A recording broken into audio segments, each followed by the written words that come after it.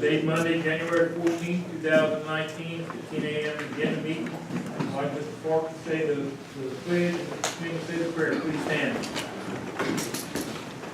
I pledge allegiance To the flag of the United States of America and to the republic for which it stands, one nation under God, indivisible, with liberty and justice for all. I'd like to recite the Lord's Prayer this morning. Our Father, who art in heaven, hallowed be thy name. Thy kingdom come, thy will be done, on earth as it is in heaven. Give us this day our daily bread, and forgive us our trespasses, as we forgive those who trespass against us. And lead us not into temptation, but deliver us from evil.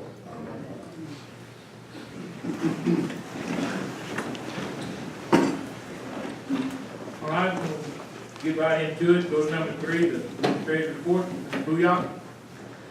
Good morning, gentlemen. I hope you all enjoyed Fur Festival weekend. It seemed like the weather was great on Saturday. People looked like they were enjoying themselves. I also want to wish Mr. Darrell Fork a happy birthday. He doesn't look too bad for 94, huh? We're going to go ahead and take 3 and 4 together, if that's good with the jury. It'll basically cut down on some time.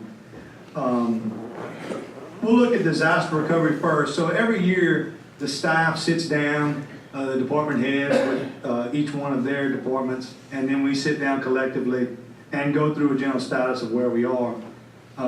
We are finalizing that entire document, and as normal, we're going to put that on the website for the public to review, see what our goals were from the previous year, the ones that we accomplished, and the ones that are already set for 2019. But a general status of where we feel we are as a parish for CDBG disaster recovery projects. The courthouse renovations are nearing completion. You can look at the facility and see she looks pretty good. We are anticipating a move-in date following the March 30th elections, with the clerk's office handling that election. It seems to make sense to not rush into completing the facility, allow that election to come and pass. We'll have some local tax elections, I believe, on the March 30th ballot. So following that, we should be able to begin the move. For Cameron Fisheries, we have the bid packages that were previously voted down due to the funding issue. Darrell is meeting with Mr. Goodlow and his people, as well as Sam East, who is the general contractor out there, just to make sure that the bid packets are ready to go and that all the equipment is being installed properly. So we have agents that are going to handle both of those for us. Ms. Kenny, you want to give them an update on the court? Yes, we spoke with Brian Adams, who represents Cameron Fisheries LLC, and he is to have, within 10 days, he will have the termination of the lease that we now have in effect. It's a walk-away deal. Nobody pays anybody anything. They just leave. I've also had a really interesting prospect about talking to us about wanting to take over the lease. We have several local people who are interested in serving as managers, but we will need somebody who has some capital to put up to be able to take over the operation of the lease. So that's going very promising. Also, January 27th is the port meeting, and the navigation meeting is February 4th. We worked with Richard on getting a draft of the RFP to the port director and the assistant director, just to use as a template. It was used in another parish, so the CBG folks ought to be comfortable with that. The Gulf Shoreline Protection Project, that $4 million project, we have the engineers in place. for the Rockefeller extension. They're handling preliminary work as we speak. I know you're not going to be able to see this, but I did forward the jurors some status updates from Scooter. Mayor, if you want to hit. This is just a update from last week at Rockefeller. Near the end of the video, okay, so there's July.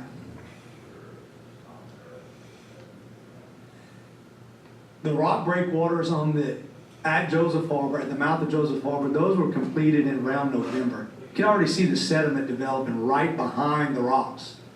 The further you go down the coastline, I mean, you can see where the shoreline was, and now where the shoreline already is. That was before. That was in 2017. And that's it today already, with no sediment pumped behind it. This is all natural accretion. Look at that.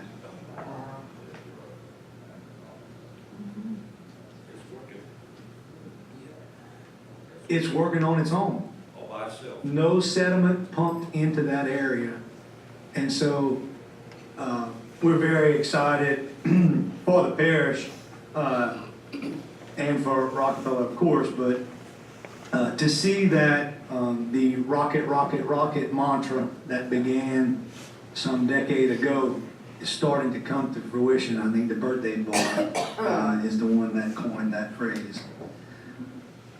Economic development wise, we still have some projects, the larger LNG projects that are wrapping up. You know, the pending projects that we've been discussing are all making some progress in their own right. Venture still is the closest to commencing construction.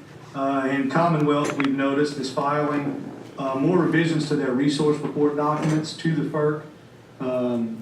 Pretty much every week, they're filing new documents to the federal government. Outside the LNG investment, the permitting staff provided us with some numbers. We had 362 construction permits that were approved for 2018, 19 new RV parks for a total of 143 spots. If you recall, by the end of 17, we had around 800 spots parish-wide. And a lot of those, as you may know, are on private property, locally owned properties. So not too bad for the local landowners. The staff also performed 725 building code inspections. That's pretty good for Miles and Randy being the only two, so that you can tell that there is some activity out there. When you go back and look at the residents, these are the markers that we look at every year just to gauge how we're doing, how things are progressing. You look at a quality of life marker, we were ranked number 1. We were the healthiest parish in Louisiana for a 4th year in a row by the University of Wisconsin in their county health rankings. We currently have the 2nd highest median household income in the state at $65,679. We were second only to Ascension Parish. And as a frame of reference, the year before Rita, that number was $35,000. We have the lowest unemployment in the state at 2.8% as of the second quarter of 2018. And pre-Rita in 2004, that number was 9.8%.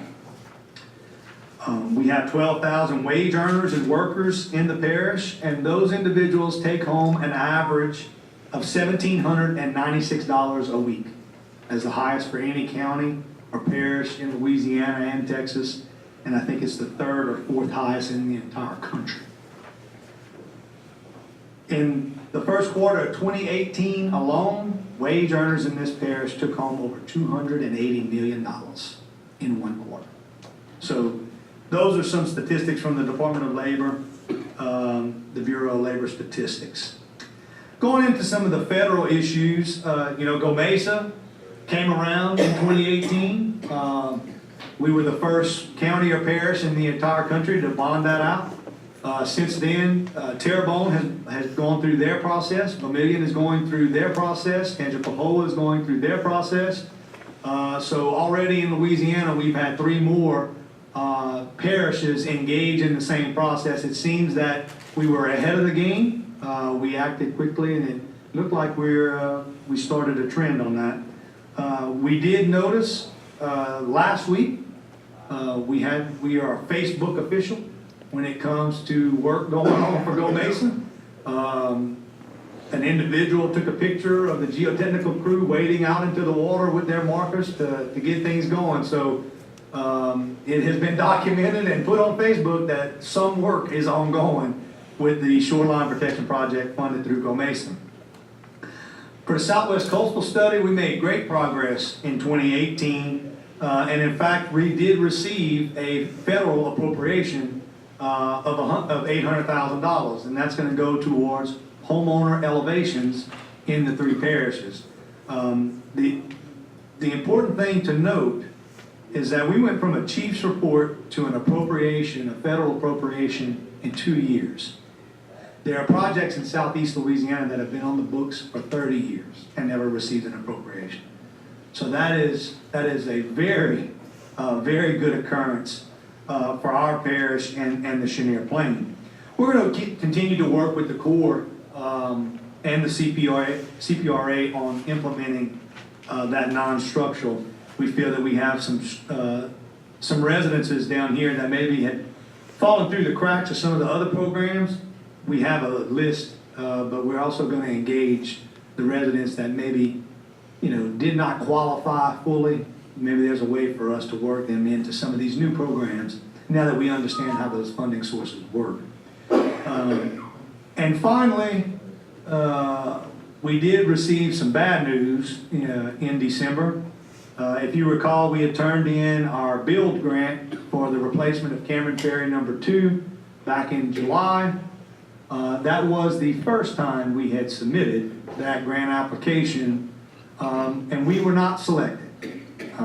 We felt that our application had a lot of merit, especially when weighted against the evaluation criteria, but we were not selected. And so we held a debriefing call with the United States Department of Transportation staff on Friday, just for them to give us some guidance on where we came up short. And per their public notice, we had answered some of the questions in a certain way that now we know was not required of us. We scored very highly on the state of repair of the existing ferry, the quality of life impacts that a new ferry would bring, the safety component of a new ferry versus this one. We addressed, and of course the economic drivers. We scored very highly on 4 of the criteria. What we didn't score highly on is the usage, and the environmental impacts of the ferry. What we were told through the debriefing is something that we were not aware of, that I did not think that was the case. We were told we didn't need to address every single evaluation criteria, that we could spend the majority of our time addressing the positives, and we don't have to worry about addressing what we're going to do on the negative side. That was one great point that was brought to our attention. The second was we had listed a public-private partnership as part of the funding mechanism for the new ferry, which is what Louisiana DOTD has done on Canal Street. It is privatized. The state paid for the new ferry, and a private operator handles the employees, still has to maintenance, still has to operate the vessel. But we had not developed it enough to the point where there were agreements in place, standing by in the event that the funding was there. And so that is something that we can improve. We could also have some local and state funds. Any non-federal revenue could be interjected to improve it.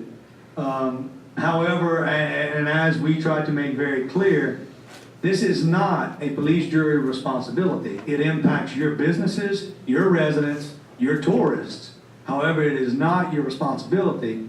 And so we have to be very diligent in working with Dr. Wilson, with DOTD, to make sure that we're doing everything we can to give them the ammunition they need to continue moving this forward. We worked very well together on the grant and on other issues in the parish. It just seems that this is a priority, and we don't feel that we're getting a lot of traction on it. What we have done is we asked about this upcoming year. So the fiscal budget, the federal budget has not been developed yet. The staff of the Department of Transportation anticipates that there will be some funding. To what degree, we do not know. So the staff that was on the call did ask, are there any other funding sources that are out there, maybe not build program, that are dedicated to maritime issues, that are available annually? And so we already have received the contact information of a gentleman that we are going to contact this week to set up a visit on other funding sources. In the meantime, we're going to do some improvements to our grant application from last year to get ready to submit for this year. We're going to take into account their recommendations. Generally, there are 4 scores: highly recommended, recommended, acceptable, and unacceptable. And we scored recommended, which he said was very good for not hiring a consultant, number one. And number 2, it was our first submittal. He said, you're competing against grant applications that have been submitted, some of them 10 and 11 times. And so for us, we feel that we're in a good spot. We have a path forward. There are individuals available who previously worked for the United States Department of Transportation, and in fact that we visited with face-to-face in May, who have started their own consulting firm, and we're going to reach out to them to see what costs would be involved on them. Just even if it's a webinar visit, going through our application, getting it ready to move forward in the process. We don't anticipate that being a significant cost, but if we show the state, look, we're putting our own skin into this, we're not giving up, we're looking at all these variety of programs, whether it be in a low interest loan or a grant end loan, so forth and so on. We feel that there are other options out there that we need to fully vet. And with that, I'll entertain any questions. Yeah. Mr. Boyal, when we went to Washington almost 3 years ago, the first thing out of Mr. Cassidy's mouth was, tell me about the Cameron Ferry. So when we go in a few weeks, I think, some people going, may need to remind, and Mr. Higgins, maybe our good friend Mr. Graves too, I think he loves Cameron Ferry. Right? We may just need to remind them we're still having this problem. Appreciate any kind of help. Right, and I think the good thing is, we had full support of our delegation, and a lot of the companies who are doing business in the parish, small business, large industry, and otherwise. I think for us, I'm glad we took that first step and at least put something for them to react to. And now we have to beef it up and give them the ammunition they need to see it through. There was a 10% cap per state on what you could receive. And Louisiana did have 2 grants, one for the South Lafourche Airport and Interstate 12, where there were some accidents and actual casualties, which weighed heavily. And so now, not only are we competing nationwide, we were one of 851 applications. So there were $11 billion of applications for $1.2 billion worth of money. So we enjoyed the process. We enjoyed hearing back some very constructive criticism. It didn't sound like, I'm the eternal optimist, but it didn't sound like we were way off. Some things we need to tweak. So we're going to continue working with the delegation to make sure that they see every step that we're taking moving forward. Any other questions? Good. All right, good deal, sir. Let's move on to number 5, property purchase for the Hackberry Library, Tom Barrett. Good morning. Good morning. Birthday. Mr. Hicks isn't here today, but he contacted me a few weeks ago and said the library was interested in maybe buying a piece of property in Hackberry to build a new library building.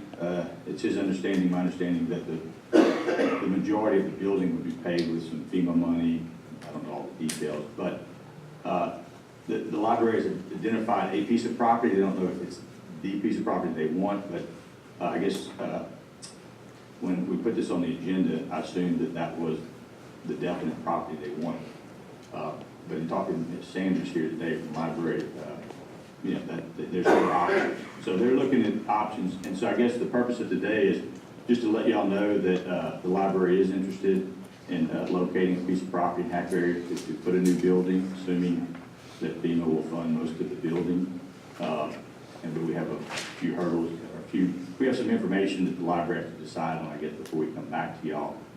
They're looking at purchasing an acre on Main Street, just to try to identify which piece of property that is. Do y'all have any questions or concerns? I'm here, Ms. Sanders is here. You were telling me that you wanted to tell the jury that in order to do this, we're gonna need an abstract and we're gonna need a survey. So that may be a cost that you incur, and we don't have all the owners who want to sell. So, for instance, what we were looking at is the location identified by Mr. Hicks was the corner of the highway and Welsh Street, which is next to the Dollar General store. It's the old H&H Quick Stop. It's like an old feed store, but nothing's happening there. It's about 6/10 of an acre if you mark off where the fence line is. Whether that's enough, or they need a full acre, but that was the piece of property. I spoke with one of the owners, it's the John Duhan Ayers group, and she told me there's about 70 owners through the so it becomes logistically a problem. And again, I was just talking with Ms. Sanders about it, and they're having a meeting Thursday night or Thursday afternoon to decide on more details. And one of the concerns is that the library would have to pay for an appraisal. Again, we can only pay appraised price, and we would need a survey. So those two things alone, yeah, an abstract would come, and again, the abstract would come assuming that we had a purchase agreement and we were all agreeable on all those terms. And from talking with your staff, I mean, just the survey and the appraisal could be $5,000 to $10,000 combined cost. And so the library needs to decide if they want to spend that money with a chance that they may not do the deal. I mean, it may fall through on any piece of property. So those are the things that the library has to decide whether they want to invest that money and go forward. And again, identify a particular piece of property. I thought we were a little further along in the process when we put it on the agenda, but I think they need to meet before we come back to y'all with more details. So sorry to take up the time, but just want to give you an update. All right, guys. I mean, any questions? Thank you. All right, thank you. All right, let's go to number 6, review the agendas.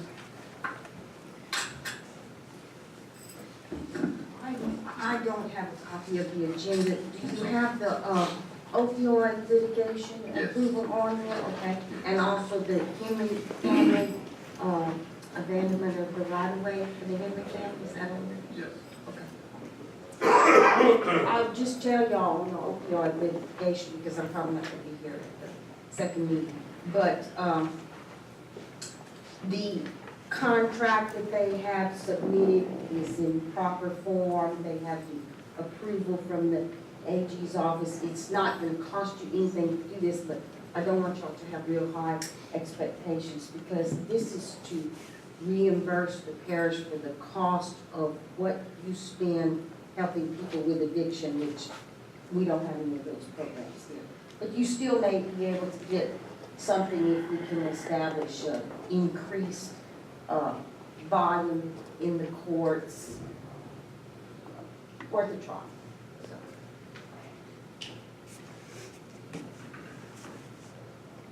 Mr. Williams, the one we tabled last month for permit in Grand Lake, it's not back on here this month. No, it was waiting for Wait for the further notice. Okay. They're talking to them. It Okay, should be back on this month. I'm fine with that. It's on number 15, That is what, Ms. Jennifer was just talking about. That's that resolution for the, Yeah. you know, for, It's a, for the whole freeway. basically, it's a statewide effort that I think the AG and the governor both agree on. A lot of parishes fund a lot of, through criminal court, treatment for opioid addiction. So, it's what we would call a non-controversial issue. Do you agree, Mr. Chairman?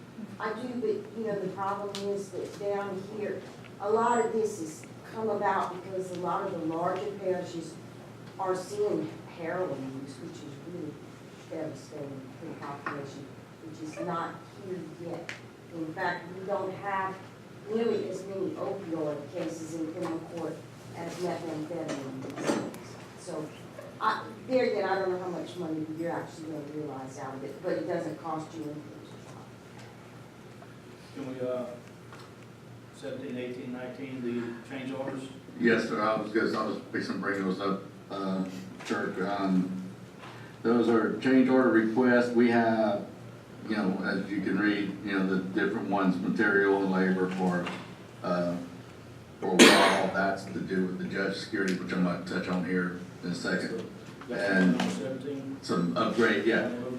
That's all now, and it's all gonna be in one change order. So if y'all are good with that, and the architect's representative is here, if y'all have any questions, we're gonna take all those in one. It's change order request number 9. But to touch on them, they need to upgrade some electrical for the garage door and the courthouse, and on change order request number 45, labor and equipment to levelize concrete on one of the rooms for tile, just things that have popped up. It is near completion. We will have some, they will be walking through here at 11 with the judge, if anybody's interested in going to look at with the architect. And they're looking for 39 more days. Yeah, as part of these change orders, but, you know, it's where we are right now. And just to this point, you know, just for update, just for disclosure, we've had total change orders, $121,000, $121,661, and we The whole had, project? yeah, and, additional contract time, we've had 188, 39 days, so, 228 days. So where we are right. But,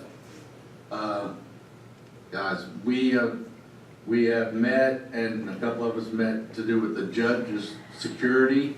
They had an inspection a couple of months ago where they went through and said, look, you know, for courthouse security for the judge, and they have court, things that are required. Well, we have a cost, there's personnel that we're gonna need to hire over there, that the sheriff is gonna take care of that issue. We've got 3 quotes of things that need to be constructed and dealt with to comply with what these orders are. From a security card reader to elevator issues. We're gonna need, I'm gonna ask to add on an allocation of $107,000. The total cost of that is $106,643, $80,000 for the personnel, and another $26,000 in construction activities. That's part of these change orders today. So I'm gonna ask to add on $107,000 allocation from courthouse and jail or judge's security issues with the courthouse renovation. So that's what you come up when we had a meeting with the judge. And you Yes, come up, you and the sheriff, y'all were supposed to sit down, that's what y'all come up with. Yes, sir. And this is, and from the security, the personnel standpoint, that's the $80,000 budget. It's, you know, combination, part-time, full-time. He's gonna be responsible for that. We just have to pay for it. Okay, so. And there are some items that need to be constructed. Yes, It's sir. gonna be like that every year then? Yes, sir. Okay, But we didn't have this is to address this year's budget. It'll be in the Yeah. budget next year. I understand that, but it's going to budget item. Yeah. I'm good with it. All right. So it's 107 total with the new construction to do it? Yes, sir. So next year we're paying just salary, not the Just the construction? salary, just the personnel part. So we're paying 80,000, not 107? Right. Roughly. Yes, sir. Yeah. So that will be an add-on if y'all are good with Yeah, that. that's good. The blacktop work we're on the courthouse, the Jason Roads, is that part of the project? It was for the, I'll let Heather tell you. I want to say something.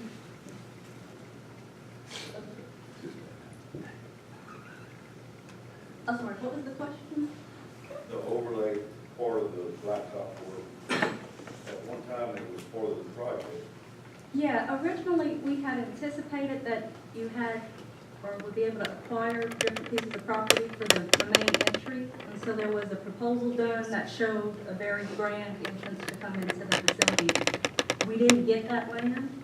And then when we went to DOTD, they required a lot of different things. And they weren't letting us move the drives at all, because if you look at the original drawings that were bid, which you don't have on hand, but I can show them to you, they had 2 driveways in one location, but DOTD made us enlarge them, and then you lost the width, and it just didn't seem feasible for you to spend the money on that when it wasn't gonna upgrade you to the point that you got the look you wanted. So what they were requiring us to do is just overlay what you already had. But then we had to narrow it down, and you didn't own that property right next to it, so then you just have a sliver of grass. And talked to Ryan and Daryl, and it just seemed that it was better to save your money for that portion, and hopefully when everything's done, maybe you'll be able to get that land so you can get the grand entry. And then what we did was we gave you the blacktop that circled the courthouse, which we had stopped it at a different portion, which again, I can show you on the drawing. Yeah, that was done, it's what the change orders that we've had was to kind of swap that out. Got some credit. Is the blacktop work completed? To my understanding, they have done that complete. It's money rough back behind the courthouse, but We didn't go behind the courthouse. It stops on either side, like where the building is. That's the extent of it. why we stopped it like That's what was in the project. that? I like you say, a bunch of money. No, that's right.